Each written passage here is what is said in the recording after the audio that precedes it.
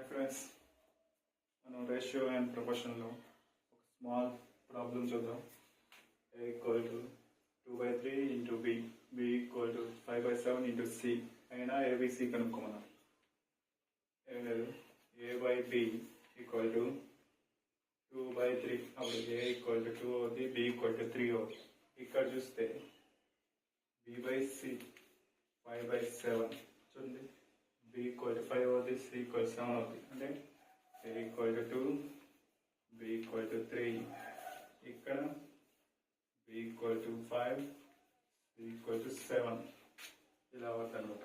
అప్పుడు మనం చేయాల్సింది A/B, మన ఫార్ములా ప్రకారం B ఈక్వల్ టు B/C ఇలాగే చేస్తే 2:3, 5:7 దీన్ని మల్టిప్లై చేస్తే 2 5s 10, 5 3s 15, 3 7s 21.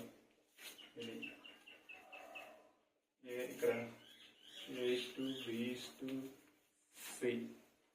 సింపుల్గా వచ్చేసింది ప్రాబ్లం.